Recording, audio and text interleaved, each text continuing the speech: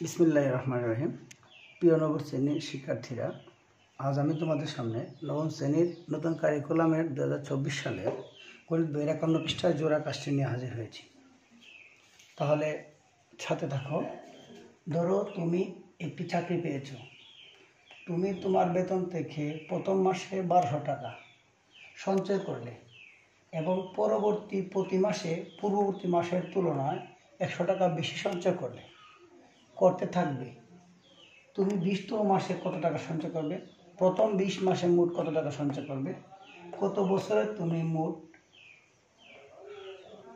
এত টাকা সঞ্চয় করতে পারবে? তাহলে তুমি একটা চাকরি পেয়েছো, তুমি প্রথম মাসে তোমার বেতন থেকে সঞ্চয় করলে 1200 টাকা।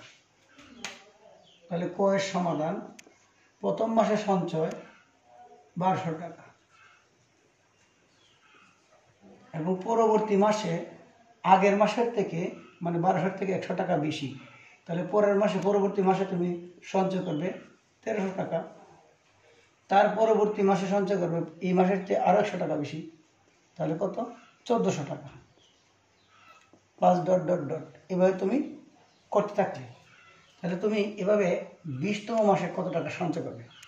তাহলে যেহেতু এটা এই প্রতি মাসে 100 টাকা করে বৃদ্ধি পাচ্ছে, এটা একটা সমান্তর অনুক্রম। তাহলে এই সমান্তর অনুক্রমের প্রথম পদ এর সমান 1200 টাকা। সাধারণ অন্তর মানে প্রতি মাসে বৃদ্ধি। সাধারণ অন্তর আমরা এখানে দেওয়া আছে 100 টাকা করে বাড়ছে, সুতরাং সাধারণ অন্তর ডি সমান, আমরা ইচ্ছা করলে বেরও করতে পারি, লিখতে পারি। 100 টাকা করে বৃদ্ধি পাচ্ছে মানে সাধারণ অন্তর ডি ইকুয়াল টু 100 টাকা। তাহলে আমার 20তম মাসে কত টাকা সঞ্চয়? তাহলে আমরা জানি nতম পদ সমান a plus n minus 1 into D. সুতরাং এর মান আমরা জানি কত? প্রথম পদ 1200 আর 20তম বলছে যেহেতু n ইকুয়াল টু কত, এখানে n ইকুয়াল টু 20, যেহেতু 20তম মাসে বলছে n ইকুয়াল টু 20। তাহলে আমরা লিখবো n equal to 20 minus 1 into ডির মান 100 টাকা 100। এখন আমরা লিখব 1200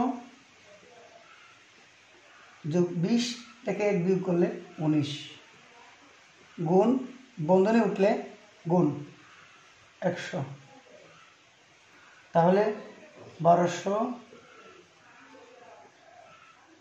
আর গুণ করলে 19 আর একে 1900 কত হলো?